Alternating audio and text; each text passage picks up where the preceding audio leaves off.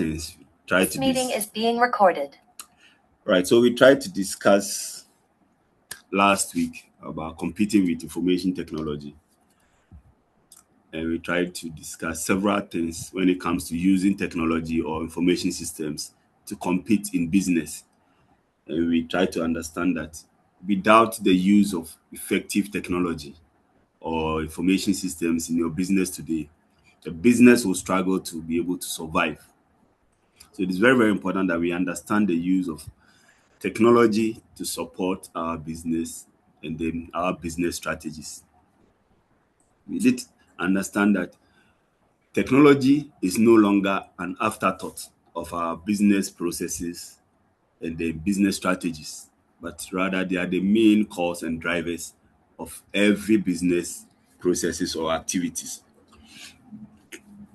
All right. And so we try to define some terms and then we try to understand why technology is very, very important for businesses today, because they can change the way businesses compete in an industry or in a business environment.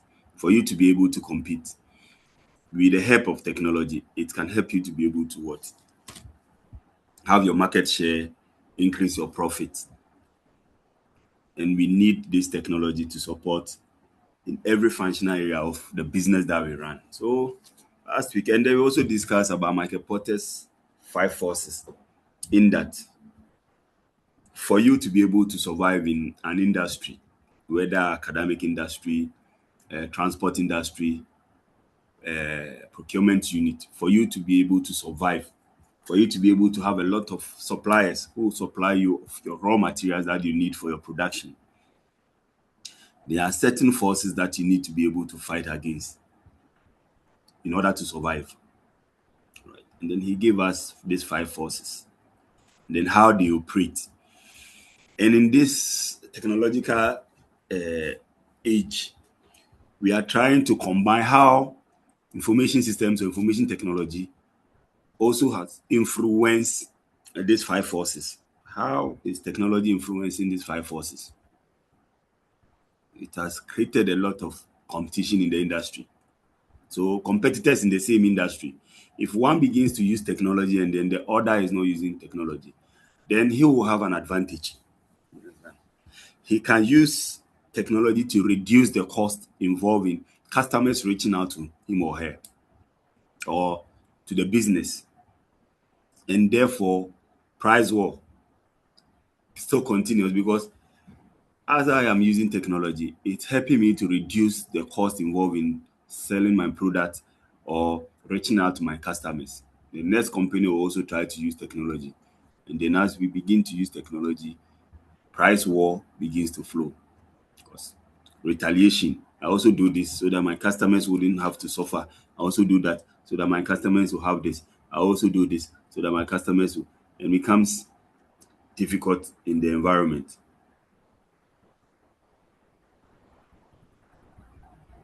All right. So we went through the 5 forces, and then we understand competition among rivalry companies or industry or businesses in the same industry, the bargaining power of the supplier, and then the bargaining power of a customer. When there are few customers in the market, and then there are several of the products in the market, then the customer will have the power to bargain.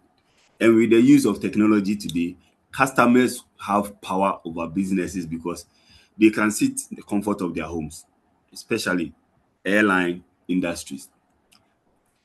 Customers no longer go to airline offices often, though we still go, but not often, to go and then make up or find out prices of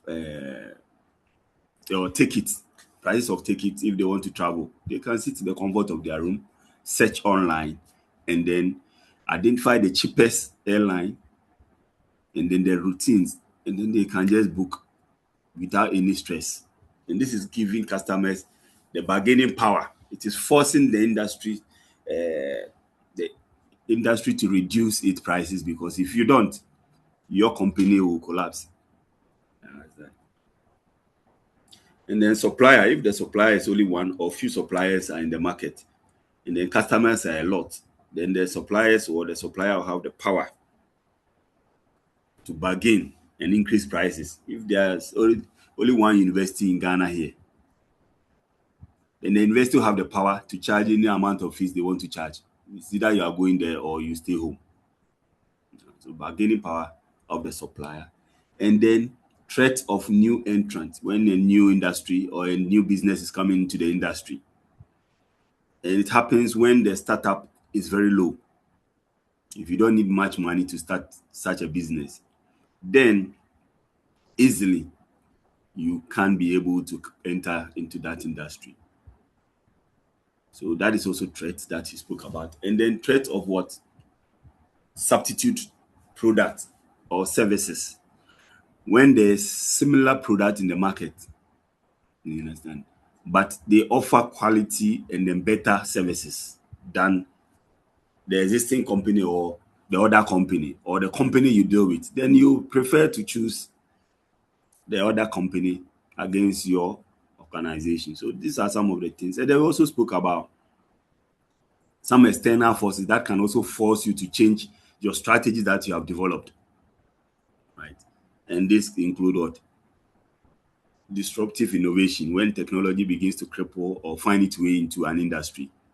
So it comes slowly, unannounced, unaware, before it realize that taking over the industry. So as you begin to cripple into the industry, you begin to find yourself in the industry, and then you decide not to. You are forced to change your strategies. Company who has nothing to do with technology are forced to now accept and use technology because you cannot survive.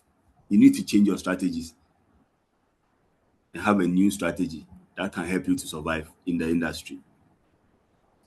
And then government actions and policies can also affect our policies. When a new government comes, there are a lot of changes. This one says this, we are in power, we have to do this, we are taking over, we are sacking this, we are bringing that. It can collapse a business. And we are all aware of the changes that came in some years back when NPP took power. You understand? When they took over power in Ghana here, so all the Susu and loan banks or whatever, if you don't have this amount or if you owe this amount, then you can't exist. So they have to close all those industries. It's government actions and policies brings those changes, and then it affected a lot of companies in the banking industry. And that is one of the. So you have to change your strategy quickly in order to survive. And then the last one is what? Environmental events like COVID-19, Ebola, an earthquake, flood, tsunamis, and all those things can easily force you to change your strategies if you want to survive in an industry. All right. And then did we speak about the strategies? I think we did. Spoke about the strategies here. Is anybody home? Yes, sir. Yeah, we are home. Oh, okay. Because I was thinking I'm speaking to myself. No, please. I've been talking for almost uh, 10 minutes and then nobody is hearing what I'm saying. Did we speak about the strategies that can be used to combat or fight against the forces? Did we discuss that last week? Yes, sir. All right.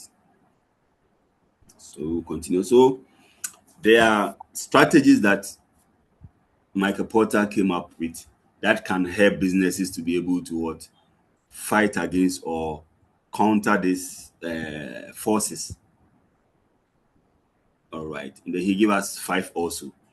Innovation. We spoke about that last week. You have to be innovative, come up with new ideas, new products, new services, something new. Then growth. You have to expand your business. As the competition is becoming tight, everybody is using technology. You have to grow your business, expand to become a nationwide service provider, become an international service provider. That is where you can be able to maintain your position. And then low cost leadership. Make sure your products are very cheap, very affordable. Your services are very affordable for customers to be able to, and you have your way of what? having a lot of customers and making profits. And then differentiate your product from other products. It's also very key that you differentiate yourself from other people so that you can maintain your position in the market. And then alliance, joining hands together, joining hands with other organizations so that you can be able to survive. Airtel Tigo, typical example. Realizing that the competition is and they are collapsing, the business is collapsing, they find themselves that they are out of business. So if we don't join hands and then maintain ourselves, the two of us, we are going to collapse. So Charlie, let's come together. And that is it. So alliance, either you merge two companies, become one, or take over. You buy the company off. We see that happening a lot in the industry. When you realize that these small companies are giving us competition, even though they are not, but they are disturbing us. You buy them off so that you can have all their customers as part of your customers. So joining, merging, taking over, or something. These are all strategies that you can use to fight against these forces. All right. So how can we use technology for this strategy? So today we just want to continue from here and then we'll try and finish it up quickly. So how can we use information technology for the strategies that we have spoken about? So the first one is what? Low cost leadership. How can you use technology? So you can use technology to substantially reduce the cost of business processes. So if there are 10 steps that you have to go through to provide a service or to get your product ready, we can use technology to reduce these 5 or 10 steps to just 3 or 2. Go to the bank, pay your fees, you will receive an alert on your phone, click on that, register your courses, and you're a student of the school. In the olden days or in the past, students have to travel all the way to campus, buy the physical form, fill the form, go home, and then at a point you have to come back to the school and check whether you have gotten admission. When you have gotten admission, you don't know how much you are supposed to pay. So you have to now go home, go and prepare, raise money, and then come back and pay your fees before you can now go and prepare and then come and start school, which is a lot of stress. But with the help of technology, the process that students need to go through can be reduced and then we can also use technology to lower the cost of what the customers and the supply. The cost involved for the customers to be able to receive a service or whatever. You can use technology to reduce that. Instead of the student traveling to campus, you can make a phone call. The student can make a phone call. Instead of everybody coming to campus every Saturday for lectures, here we are. We can have Zoom meeting. So we are reducing the cost involved for those in Kumasi, those in Takrade, those in Ho, Kofodia, whichever campus that you are, or whichever city or region or a town you are. We are reducing the cost involved for you to travel in and out. You understand? So that is it. And then differentiation. We can also use technology to differentiate some features of our products or services. So we can develop new services or new features that includes technology. And we are separating ourselves from other institutions. We can also use IT features to reduce the differentiation advantages of our competitors.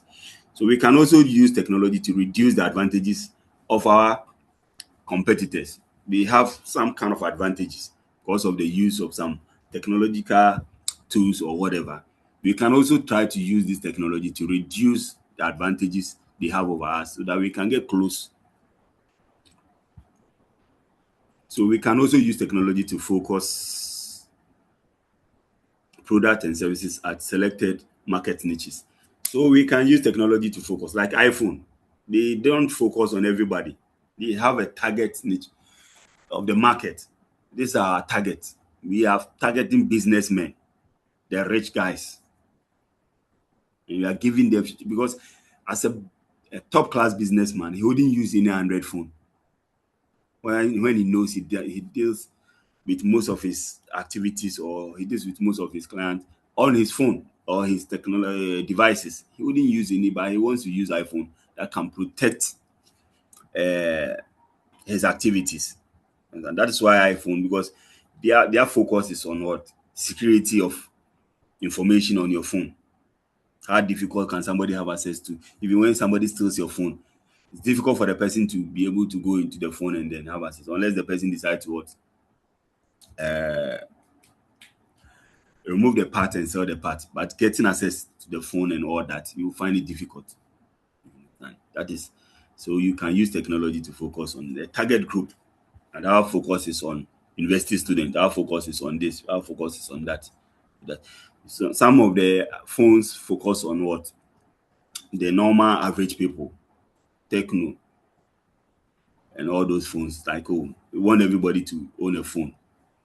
So we have to reduce it so that people can buy. So they have their target. And that is one of the ways you can use technology to.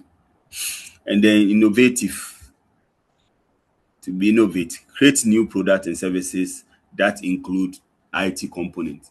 That is also one way to be innovative. That as we are starting this program that we are having, it's an IT, or it has an IT component that without the use of technology, it'd be difficult for you to be a distance student. So this is a new program. This is a new product or services that the university has brought up. The university has included IT components, and that is one way to what? Innovate, develop unique new market or market niche with the help of IT, just like the differentiation. So you can develop a new market niche or a target group using technology that we want to use, like our program that we have started, for example, for instance. It's a targeting group that we are focusing on, and we are using technology to target this unique market, distance school at its online kind of activity. And so these are some, and then promote growth, use IT to manage regional and then global business what? Expansion. So you can use IT to expand your business wherever you are. We are in Ghana, we are in Togo, we are in Ghana, we want to have branches in Togo, Nigeria. With the help of IT, we can be able to achieve that, grow our business. So we can also use IT to diversify and then integrate into other products or services. So we don't have this, but through the use of IT, we can come up with new, just like our distance school. It wasn't part of the school, but because of the use of what technology, it's like, oh, we can start distance, but ours is different from other universities' distance program.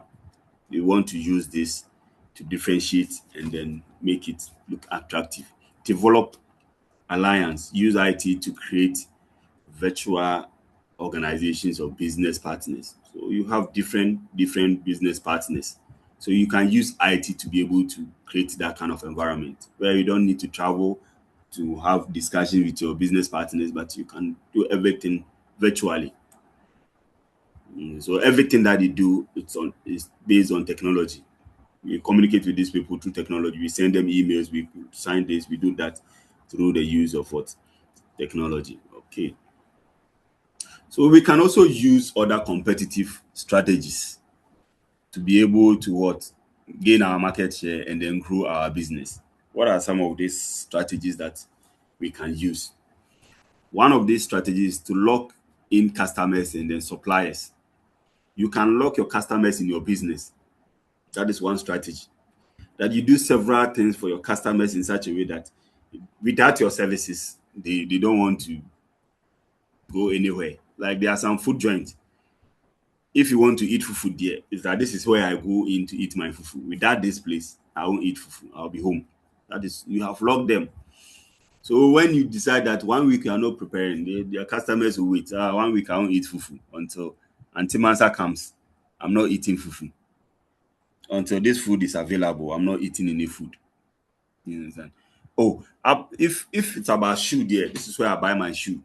If they don't have a shoe, no, I'm not buying shoe until they are ready. Or this is the kind of product I put on. I'm into Nike, I'm into Adidas. And so that is it. They are locked into, or a company signs a contract with you and say, oh, we want you to be wearing our product. You are locked into that kind of business. So the moment you lock them in, you also try to lock your competitors out. If Ronaldo signs a contract with Nike or Adidas, they are locking other companies from signing Cristiano Ronaldo in order to wear their product or whatever. That is, so you lock them in and then you lock your competitors out. You try to deter them from switching to your competitors, to making any way to prevent your suppliers or your customers from switching. So whatever that they need, you provide. Build in switching costs. There should be a cost involved when you want to leave and then join another company.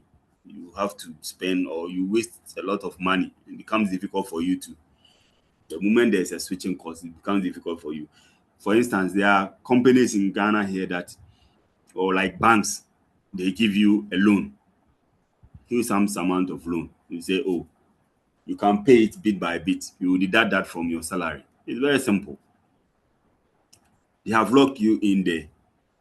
Until you have paid the loan, you cannot switch to another bank and say, oh, I'm going off from this bank and then I have to join another bank. So that is a switching cost. You build in some kind of switching cost, and then it prevents your customers and suppliers from switching to other competitors. Make customers and suppliers dependent on the use of what innovative information systems, as we have mentioned some of them. They can't be part of this if there's no technology. You find it difficult. As you have started school, you'll find it difficult to say, oh, I can't be joining online, but I want to come face to face. So the school cannot organize face to face for only one student or two students every Saturday. You understand? So we are making it, or our customers who are our students, they depend on the use of what innovative information system, Zoom meetings, this and that, so that they can be part of.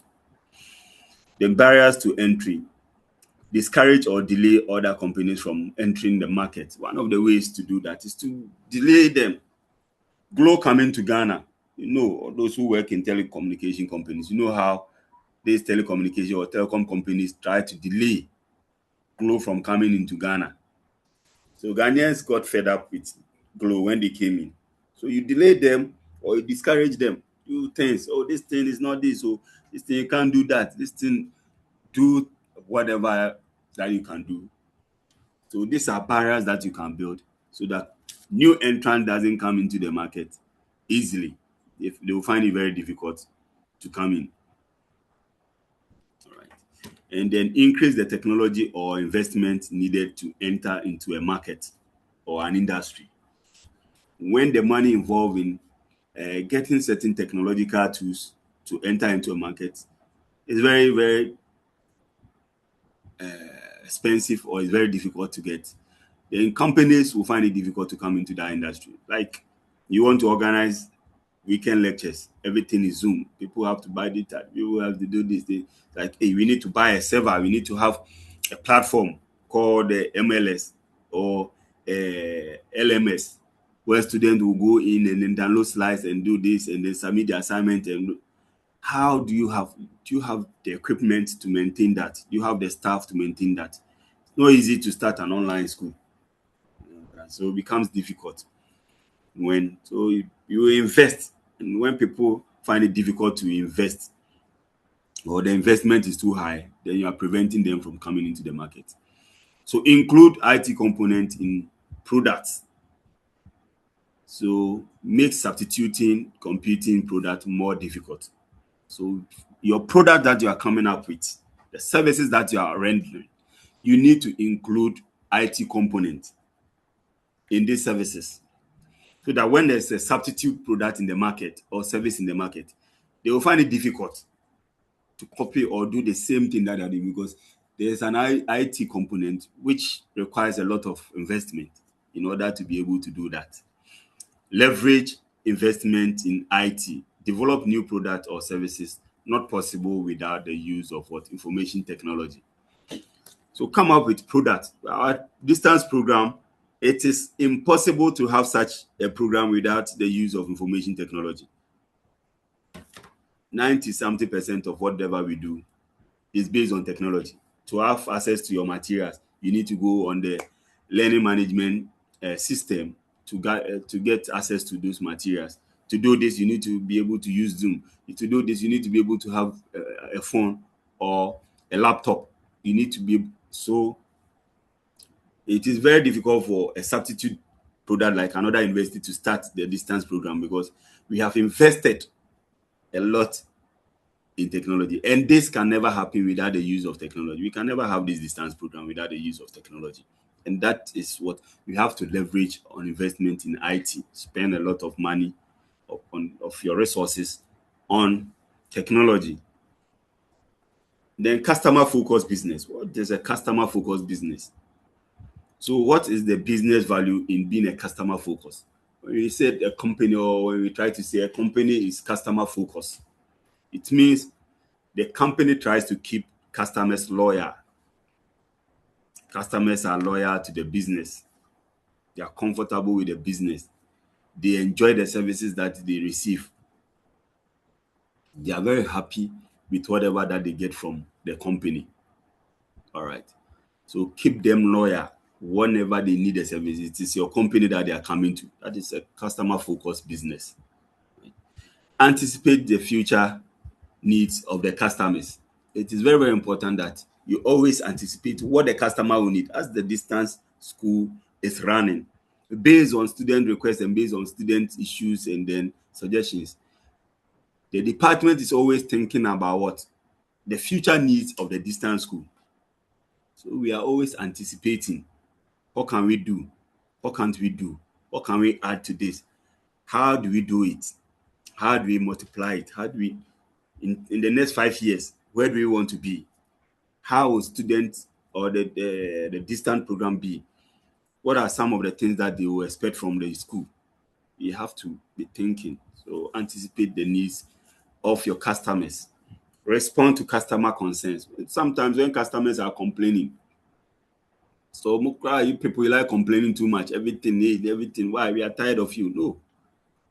That is not a customer-focused business. A customer-focused business is always responding to the concerns of its customers. And the customer says, we need this.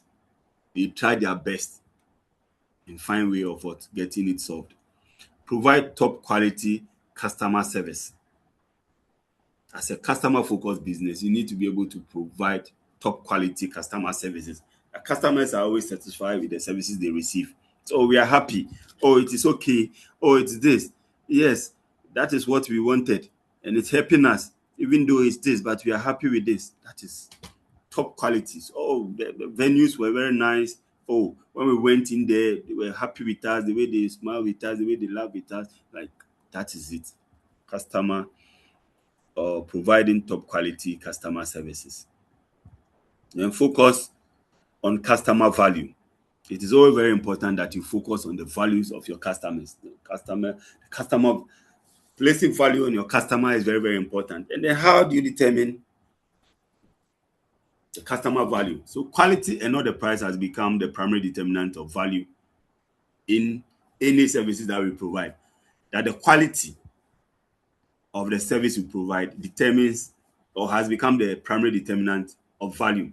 That the customer says that, oh, this is very nice. We enjoy the service. It is the quality of the services and not the price. But some also think, well, I consider price, but not the quality of whatever. If the thing is quality and it's too expensive for me, how do I get access, or how do I purchase that? But now quality has become, that is why people are more interested in iPhones than other phones. Why? Because of the quality of the phones. Because it has some value. So when you are using iPhone, it has some kind of value. You understand? Building customer value using the internet. So how can we use the internet to build customer value? By when we mention or we talk about customer value, these are the things that we are looking at. Keeping customers loyal, anticipate their future need, respond to their needs. So how do we use technology to anticipate the future needs of our customers? How do we use technology to respond to customer needs or the internet?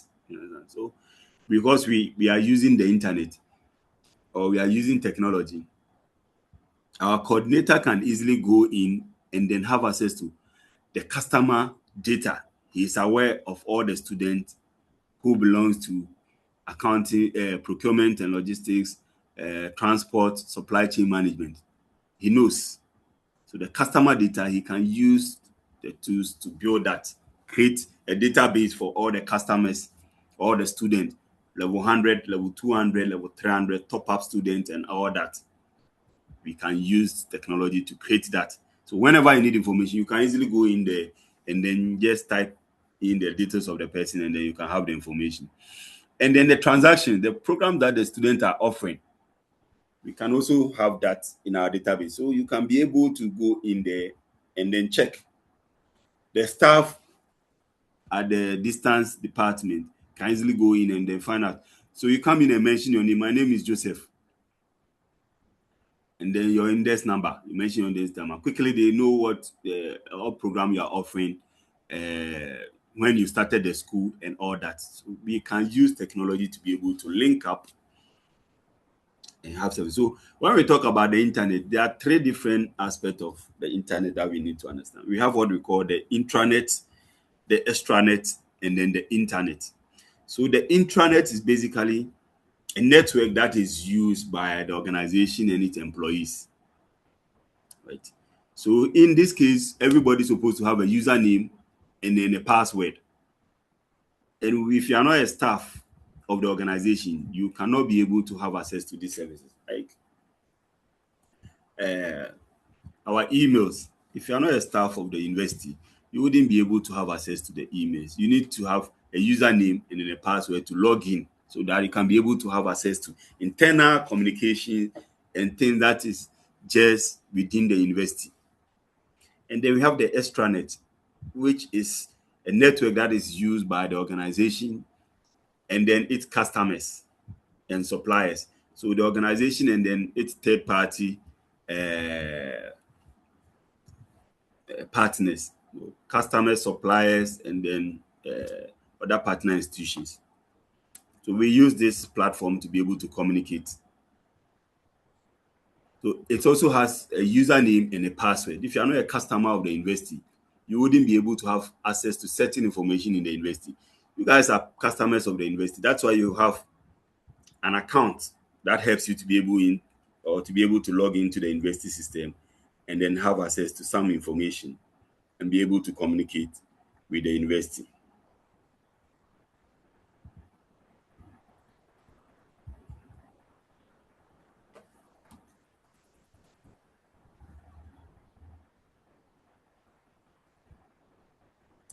All right. And then the internet is a global network that everybody can have access to. So for the internet, probably you don't need any username and then password. If you want to go online and check about GCTU on the internet, you don't need to have a username and a password to be able to do that. You just go on Google and type in the details of the school, and then you can have information. You want to have access to or information about the distance program. When you go online and then you type using the internet, you can be able to access that. So these are the three categories when we talk about the internet. It's extranet, intranet, and then the internet. All right. All right. So value chain. Michael Porter also came up with another model called the value chain model. So the value chain model basically was explained or was described by Michael Porter as what activities a company perform to what create value as it begins to bring in raw materials from suppliers. Then we try to transform these raw materials in some way within the organization and then market the product or service to buyers. So as we bring in raw materials, so let me use the distance school as an example. We have brought in raw material, which are students, our first year students. We need to what? Process them, taking them through activities for the first semester, second semester, level 2 on the first semester, second semester, level 3 on the first semester, second semester, level 4 on the first semester, second semester. These are the activities. And then by doing so, we are trying to transform the ordinary person into an academic something that we have. At the end of the day, the person will have a certificate to prove that he has gone through these activities and he has the qualification to be called this. So afterwards, we market you. That's why we give you a certificate. We have graduation. so that people can see that, oh, this guy completed the school, this guy has this certificate, qualifies to work here. So we market the product or services to buyers. So the buyers become our community and the companies that are more interested in people who have certificate in this, people who have completed this program and that. So that is what Michael Porter is trying to argue about that. As we do that, we are adding value to this product or services. So a value chain view the firm as a chain of what basic activities that add value to its product or services. So as we go in and out, as a transaction processing system, as we discussed in our discussion, as one of the types of information system or the operation support systems, you see, we are trying to what basically add value to the basic activities. Having lectures on Saturdays, first lecture, second lecture, these are activities, and we continue. So these are chains of activities that we perform. Afterwards, the slides are on LMS. Go and download. Assignment have been posted there. Go and download them, do the assignment and submit, and all that. We are adding value to our product or services. It can also be explained as what? A sequence or series of what activities through which the organization's input, which is the people that we bring in, we have inputted you into the system, are transformed into more valuable output. So after 4 years, you are never going to remain the same. Now, school, what's the benefit of this school? We have not seen anything, but you are transformed. You understand? Your thinking, your abilities and stuff begins to change. You now have a better understanding of certain things in your academic environment. I didn't understand this. Oh, okay. So this is what we've been doing in the office. But it's just about the practical. I didn't have theoretical understanding of it. So as I've gone to school, now I have a better understanding. So I can now combine the two and be able to do math. So we are transforming this into more valuable output. So the activities can either be primary processes, which has direct relationship to the manufacturing or delivering of the product or services. So for instance, the lecturers in this school or in the distance, we have direct contact with you, who are the raw materials or who are the inputs that have been inputted into the system. We have day-to-day interaction with you. We teach you, we organize this, we organize that, and that. So that is the primary processes. We need to take you through these processes for 4 years for you to become a product of the university. And then we have the support activities or the support services or the support processes. They help support the day-to-day running of the firm, and then they contribute to the firm's competitive advantage by supporting the primary activities. So for instance, when you go to the distance office, those who have been there before, or those who have contact, like Joseph and then Apple, they will contact the office, and then the link is not working. Then the office will make sure the link, or they create a new link, they call them, and then it's like the lecturer is not coming, I'm not getting. Then the office, they don't have direct, they don't teach you. The office do not teach you. The coordinator, you're having this, you call the coordinator, or you call somebody better, then you try to talk to her so that she'll try and organize things. So they support the day-to-day running. Some allowances, they try to provide lecturers allowances. We come for exams, invigilation, they organize food, water. Whilst we are the exams hall, organize food for us, they organize water so that we can, they contribute, they support the day-to-day running of the program. And that contribute to the competitive advantage, because if lecturers are coming for invigilation and there's no water, there's no food, there's nobody to even open the lecture house, how, even if you are supposed to have lectures, they have to organize and make sure lecture halls are available. I cannot go and organize a lecture hall. It is the responsibility of the office to ensure they call, and then people are organizing, and people are doing this, and people are doing that, and then boom, activities are working. So that is the support services or the support activities or the support processes. So we use the value chain to highlight where competitive strategies can best be applied to add more or most value to our product or services. So as we are going through the activities, we will be able to identify where we need to add more, or where we can gain a lot of product or services or profit from. So, Charlie, look, as we are getting to the end of this, we can see that this program is more effective. So let's advertise more.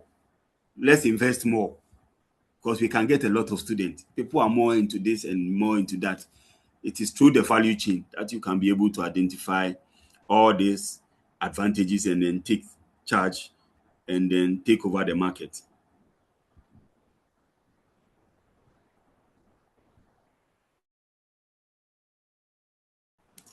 All right.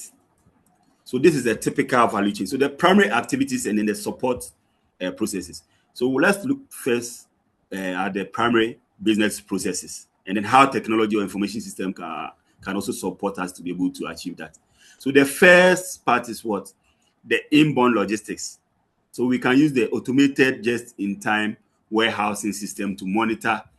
So at this stage, the procurement unit, right, who has been able to purchase the raw materials for us. So the moment they bring it, the procurement unit are part of the support processes or the support systems or the support activities. Their responsibility is to ensure that we have the raw materials. So when they buy the raw materials, now the raw materials are in. So we receive the raw materials. So the raw materials, just like the admission and then the recruitment department admitting you, that's their work. When they admit you, they bring you in.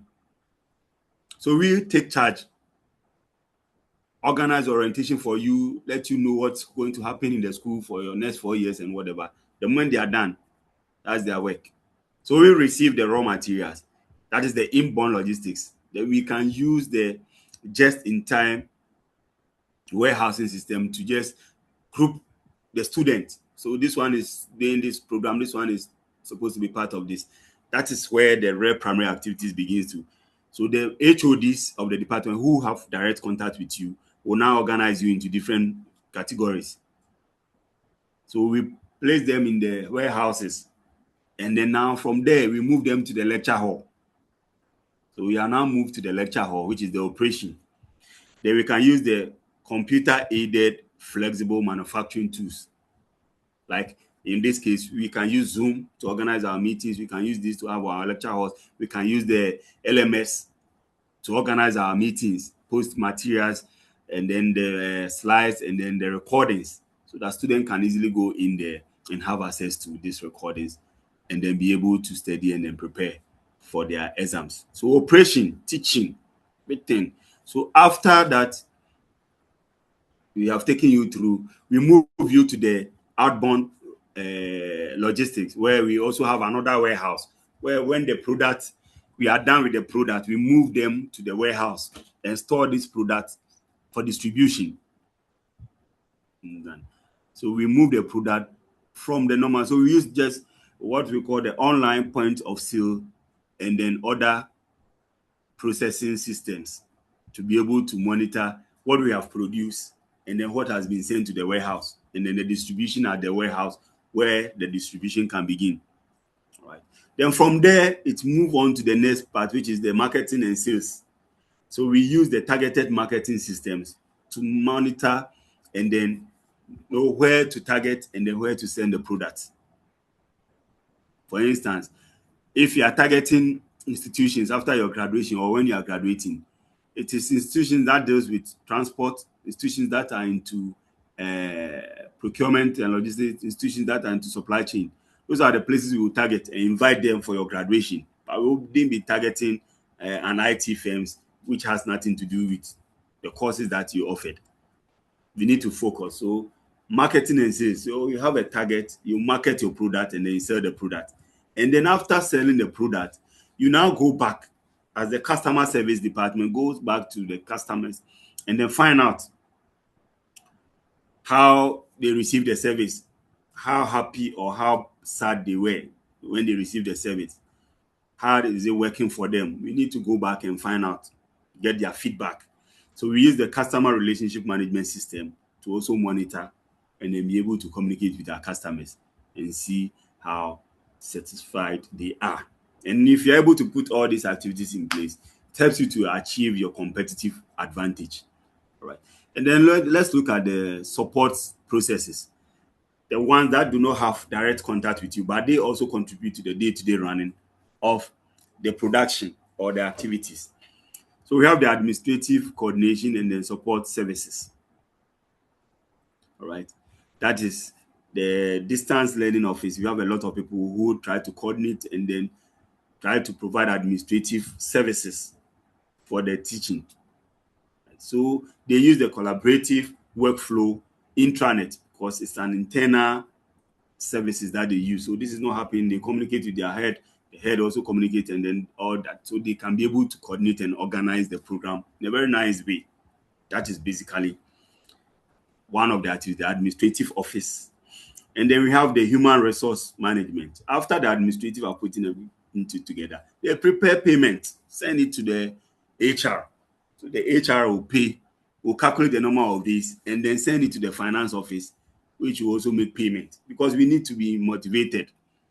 We need to receive certain allowances. We need to be able to have this and all that. The motivation comes from the human resource department. They don't have direct contact, but they need to pay the lecturers. As lecturers receive their money, they're excited to what? Continuously come in and then teach and have their services. You understand?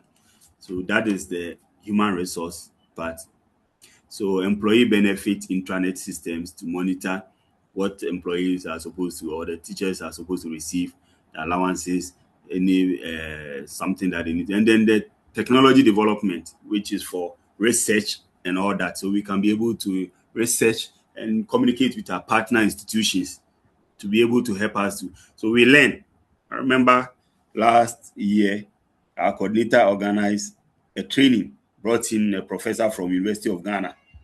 So you're able to what? Use technology to have communicate with your partner institutions, your competitors, so you can learn from them so that you can be able to provide better services. And then we have the procurement of resources. That is what I indicated. So the procurement unit use the e-commerce web portals for suppliers to be able to get in touch with a lot of suppliers. That's why we advertise, go around and advertise the school so we can get a lot of students to partake in our program. So procurement unit, or in the instance of the school, the recruitment unit will go out there and then recruit students and bring the students in. And then when they bring them in, they leave them for us so we can be able to teach them. So that is the work of and then when these activities are put together, we are able to maintain or achieve competitive advantage, which because these activities are adding value to whatever services that we provide in the university or in our workplace. As a procurement officer, you need to go through these activities in order to add value to the products or services that you have in your organization. So the value chain model offers a way for organizations to what? Compare their performance against the industry benchmark to see how they stack up, or also spot areas that should be targeted for what? Improvement. So your value chain will let you know your performance. So in the industry, there's a benchmark, which is a reference point. You understand? That is your target that you want to hit. So after your performance, you compare yourself to the benchmark or the baseline and see whether you are able to achieve that or you exceeded the benchmark, or you are not even close to it. So you can improve. Where must we improve? Are we going up? Are we going down? Are we increasing our students? Are we decreasing? If you are increasing, what can we do more to maintain that? Or if you are decreasing, what can we do to be able to improve on our performance? That is the value chain will help you to be able to identify all the weaknesses in your business activity so you can be able to improve on your performance. So we have defined that. So for the value chain, one benchmark might be the percent of total budget that is spent on each of the primary and then the support activities. All right. So one of the ways you can benchmark yourself is that you try to weigh yourself and see what's the budget. We have 5 students. We have employed 20 lecturers to teach these 5 students. When we put the total money that these students are paying for the semester, it is 10,000. When we compare the money that we are supposed to pay these lecturers, it's 40,000. So we compare and then see whether we are achieving our goal or maybe for the start we will lose, but looking at the prospect of this, we will be able to gain profit as time goes on. So let's continue to maintain and run it. So you need to be able to weigh yourself and then benchmark yourself and see whether you are achieving your goals or not. The next thing is what we call the business process re-engineering. So in every industry or business, there are activities or processes that the organization go through to be able to achieve its goals or be able to come up with a product or a service. And so some of these activities probably sometimes are basically manual or other means. It takes a longer time to be able to achieve this activity or to be able to come up with this activity. So some of the things or some of the ways through which we can be able to redesign is what we call the business process re-engineering, by the organization sitting down to rethink about their business processes. We have 10 steps in order for a customer to receive a service. What can we do? Can we redesign these business processes so we can be able to improve on our services, reduce cost, quality of the service, and then speed up our product or the services that we provide? So instead of 10 steps for a customer or for a student to register his courses, we want to reduce this to only 2 so that we reduce the cost involved so that we can provide quality services. So students are not supposed to come to campus to register. You have to be home. You can register your courses, you can register for everything whilst you're home. And yesterday we were having a meeting and somebody was suggesting that some university, the students do not even have to register, especially their master's students. They don't even need to register themselves. The moment you pay your fees, automatically the system registers you. Or the system knows the courses you are offering. So you don't need to go and select this and click on this and that. Automatically, the moment you pay your fees, you go and sleep. The system will register you. Or there are people who sit behind and then register. The moment you pay your fees, they know the number of people who have paid and then they register them automatically on the system.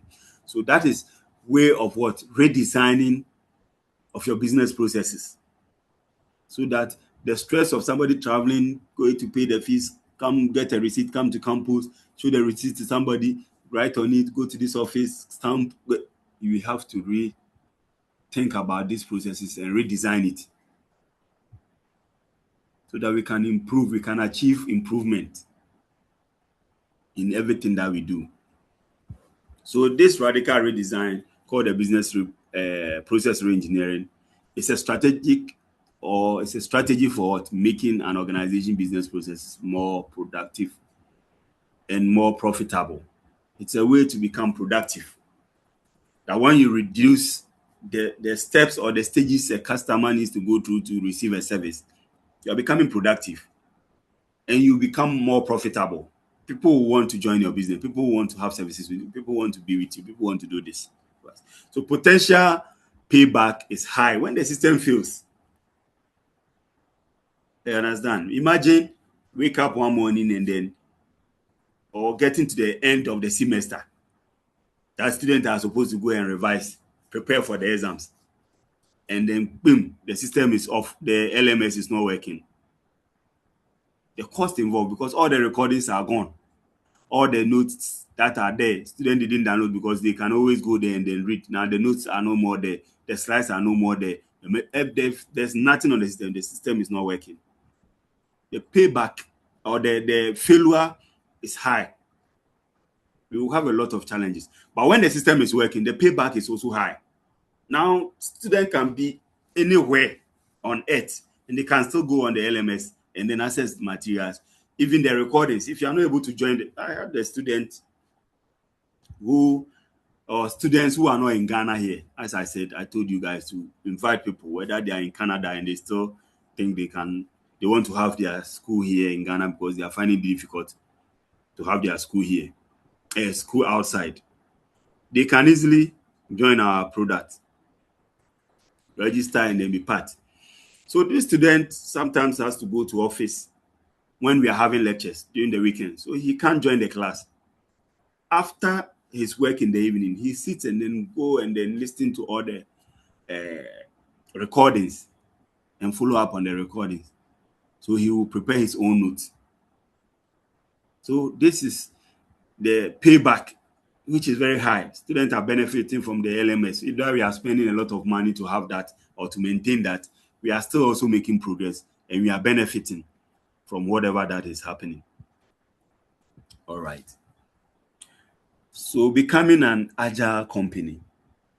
Somebody say agile, someone will say agile. So agile company is basically a business, or when we say agility in a business performance, it means the ability of a company to prosper in rapidly changing global market for high quality, high performance, and then high services. So irrespective of what is happening, like there's crisis or global crisis because of war between Iran, Israel, and then US. So fuel prices are going up. Because when I buy 100 Ghana cedis, my tank is almost full. Now when I buy 100 and the price is also gone up, instead of paying 10 cedis, 100 cedis or 100 point something, I'm paying now 13 point something to 14 Ghana cedis for 100 or for 10 liters of fuel. You understand? So these are some of the issues. A rapidly changing organization, whether there's war, whether there's whatever, the company is still in existence. It doesn't. It's like when COVID pop up, a lot of companies have to close for some months before they came back into business. But institutions like Google and all those, they were still working because they are dealing with technology. 90% of their activities are done on the internet. So they were still in existence. That thing, whether there's war, that is when they were even functioning more. Zoom became popular when COVID came up. You understand? It became popular. So whether there's war, there's the company is still prospering. It is working. Our distance program will never have any issue, whether there's COVID now or there's pandemic, everybody has to stay home. We will still continue with our school. We won't even close down 1 week. We will continue easily because we are not meeting. The only thing we will cancel is the face-to-face meeting that we are going to have on the 6th of or 9th of May. We are no more meeting. We will meet. We will meet where? We will meet online and then have the meeting. And that's what exams set and send it to the student and let them write online. They don't need to come to campus. That is basically what is an agile company. We are surviving. So the company depend heavily on the internet or internet technology to integrate and then manage their business processes. So 90% of what we do here is dependent on the internet. We only go off when the internet is off. Internet is not working. Then that's where we will have challenges. But an agile company doesn't shake, doesn't move, it is working perfectly because majority of its activities are dependent on the internet. And that is what we are having here. Everything is done on the internet, and therefore we are able to provide better services and better responses. So strategies for an agile company. The business must ensure that customers perceive the product and then the services of an agile company as solution to their individual problems or issues. So most of you here believe and then see GCTUC distance program as what? The solution to your needs. I have tried, I have forced, I have worked out, I have tried to get admission in this school. It didn't work. They said last time, was it Francisca who was telling us she has gone to Legon to find out. Is it Juliet or who was that? I think Sandra. Sandra, yeah. It's Sandra. Yeah. Sandra was telling us she did inquiries. She went to other universities to make inquiries about the admission. So as for our first degree, we don't have for procurement, we don't have distance for this or online for undergraduate. It's only masters. I understand. So that is not an agile company or academic institution.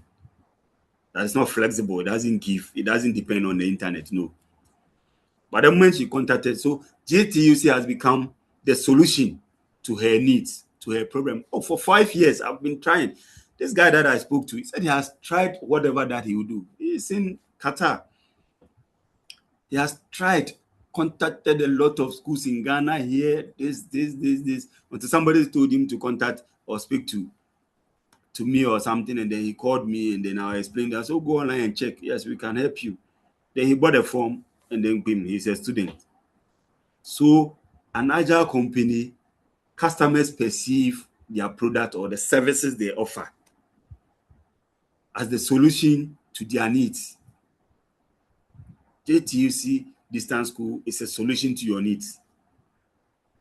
So an agile company cooperates with their customers, their suppliers, other companies outside their domain, and then even with its competitors. Because we work online, so we try to also speak to our competitors, find out what they are doing, so that we can be able to improve on the services we render, the products we render. You understand? So that is an agile company. So a virtual company, what's a virtual company?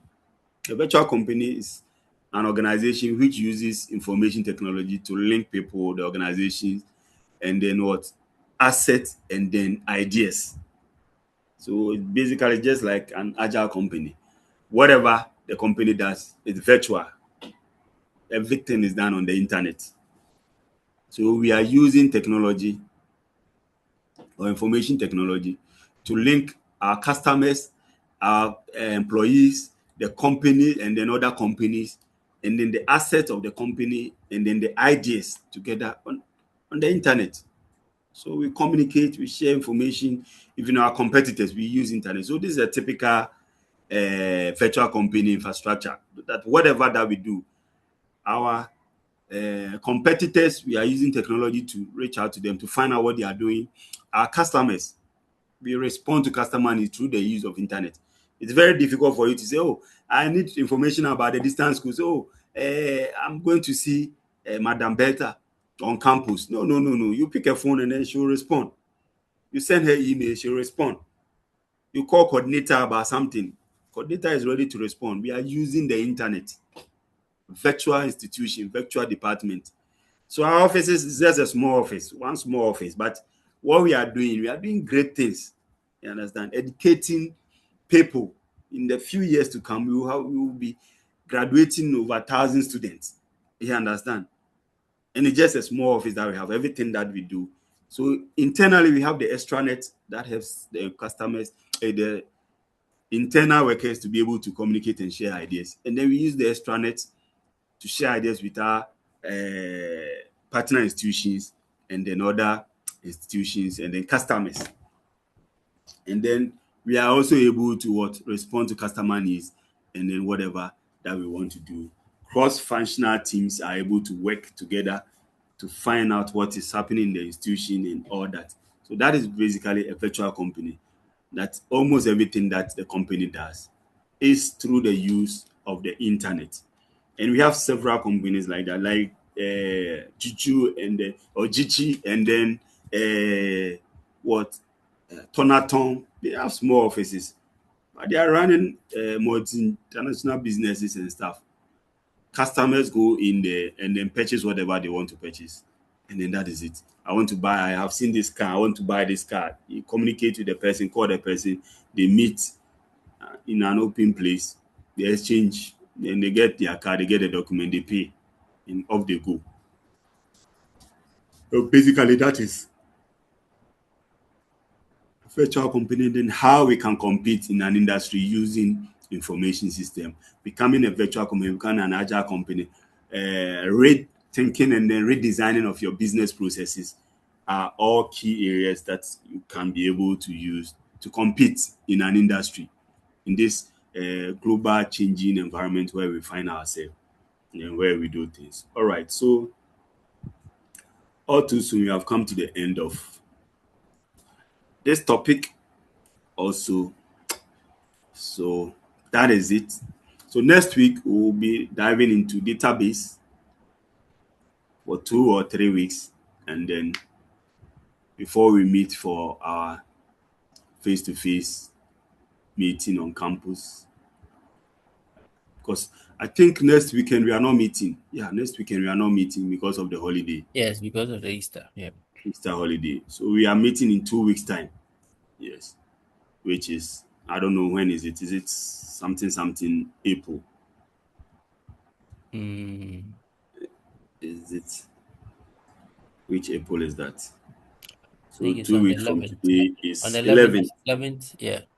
Yeah, so we'll have a class on the 11th, and then 18th and 25th. We'll have a lot of lectures now.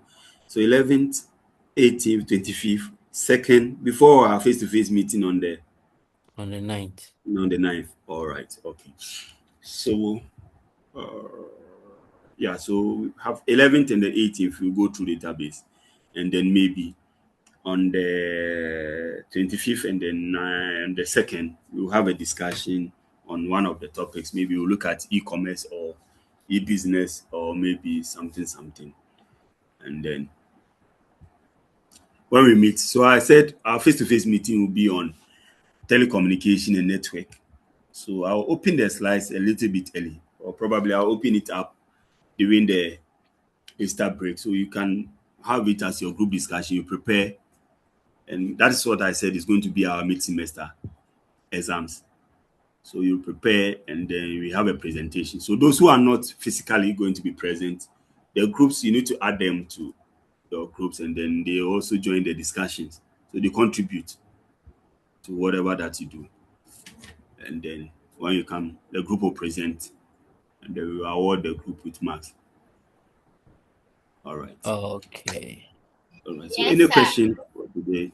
Sir, please, our next meeting, said we'll be talking about, is it data? Database. Database. Yeah, next 2 weeks. That's next 2 weeks from Yes, 2 sir. weeks from today. Yes, we'll be discussing on database. All right. Thank you.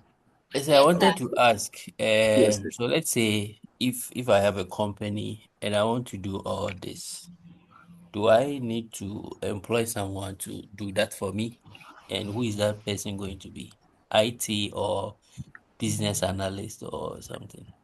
So you need an IT person. So if you want to develop a system, then you need to have an IT person, and then you also need an IS person who will be between the IT guys and then the business aspect, because an IS person is someone who understands the use of technology or systems to support business activities. So IS people are always between the developers and then the business. So you need a system. You need to have someone who understands how to use these systems to support your business activities, so that they can be able to, like for instance, our coordinator is a very skillful person in IS. You understand? He's an IS person. He has a PhD in what e-learning and distance learning. So he's skillful. So he can coordinate creating platforms for the distance program and then working with the IT people. So there are IT people who are working, and then he coordinates and makes sure it's working how he wants it to be. IT guys are providing how students want to see it. He's in between, so he makes sure these things are working. You understand? So that is basically what you have. So you have a business, you need to have people who have the knowledge of using the system to support business. But for the IT person, for instance, he only know how to develop the system, but he might not understand the business needs. You need somebody who understands the business needs, and then he will be able to put it together. So IS is different from IT. It's two major. Yes, they are two different environments. Okay. So you can start with IT and then you major in IS. It depends on, or you can do IS from scratch. Here we have IS department. Wow, I didn't know. Oh yeah, we have IS department. Probably we've not started for the distance. We've not started the IS, but very soon I'm sure our coordinator and then his team, they are putting up. There are a lot of programs that we will introduce.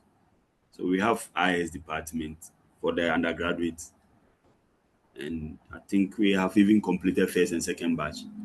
So for distance, very soon we will have IS, as we have IT, we will have IS, we will have all the computer science programs also on board. Gradually, we will get there. It's a new department, so we are putting up a lot of things together. So we will get to where we want to reach. Okay. Please, Yes, please, sir. Later, the latter part of your submission, you said you do some presentation and other stuff, but please, I didn't get that section well. Can you kindly show light? Yes, as we did. I don't know whether the face-to-face You were able to come. Yes, sir. Yes, sir. So the same approach.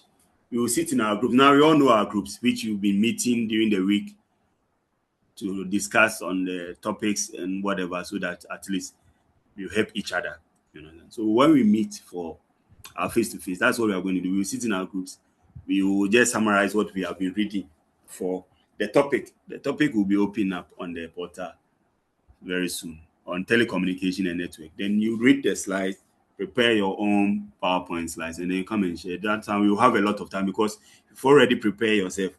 So we just use some 30 minutes to put it together.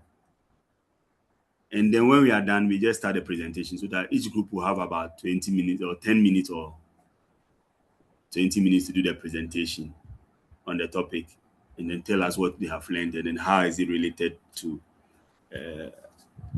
procurement and logistics or supply chain or transport. So the group can present and give us a clear idea. All right. So Thank that is you. basically what I was saying. Yes, sir. Yes, sir. All right. Yes, sir. Sir, please, I want to make some few comments, sir. Yes, sir, please.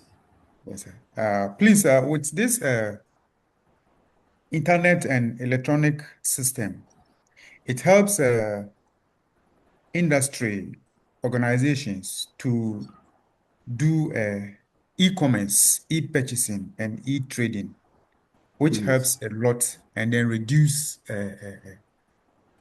human effort, and then some other bottlenecks, let's say delay, as in when we're doing the hard copy way of procurement.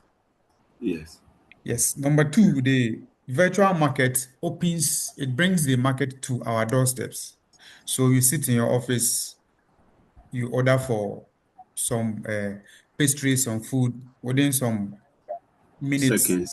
The food is the in. delivery guy is there, which makes life comfortable. Yeah. Where I want to emphasize more is on inventory management, whereas most of us will be doing procurement and supply chain. Yeah. So in inventory management, we have systems that we use to control our stock taking, as in Yeah. Tally and Sage. So I would like to suggest that in one of our discussion, we can bring it on board, whereby the system is set up, you do your entries, you issue, and then it will give you the real-time deduction before you can even enter it on your cards, as in the bin cards or ledger books. So Yeah.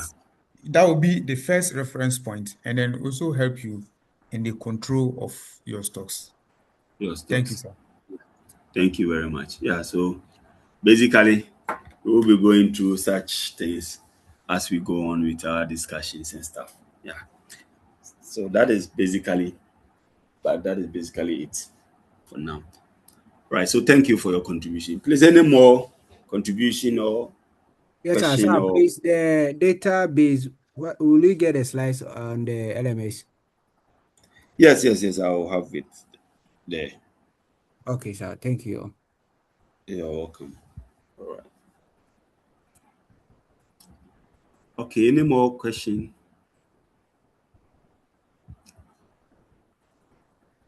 All right. So if there's no question, then let me leave you quickly so you guys can find something to eat before your next class, which is 1:30. Right. So at least you can have about 40 minutes to get something quickly and then come in for your next class. Let me see. Seems people have asked some questions. Okay. All right. That's nice. Somebody says silence me concern. What was happening that there was somebody who was silent? All right. So thank you. And we will meet again 2 weeks from today for our next discussion. So enjoy. I'll make the slides available on the LMS so you can start preparing and read through the database. And then when we meet, we can discuss. So the database will prepare us for next semester, our practical aspect of it. So we'll be doing the theory for this semester, and the next semester we'll have the practicals on database. All right. So enjoy the rest of the day and your lectures for the weekend. See you guys. Bye. Bye, sir. Bye. All right.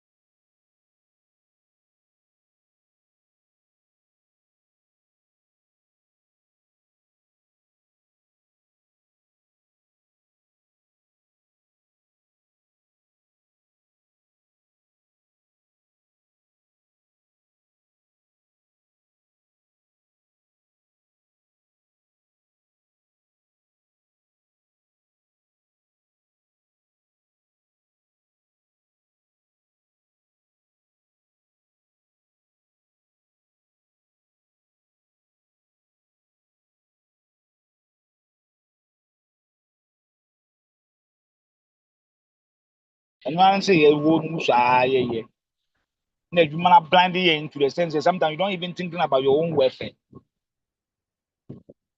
And all this one, the silly mistake that happened, they are capitalizing on that too. I mean, make sure that you are not getting anything from them.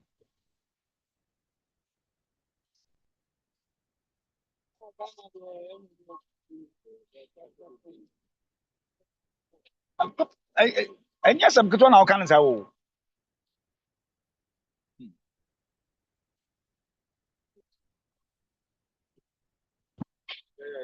the last time I mean, almost 10 years. The last time I mean, the safety or the labor go for baha.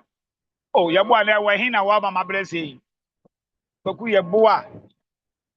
Oh, no one there be kofa na yini bra. Ne nketo bi na wo hu. I said bi na I say no. Em no kan. Won say ye yi we. On say the same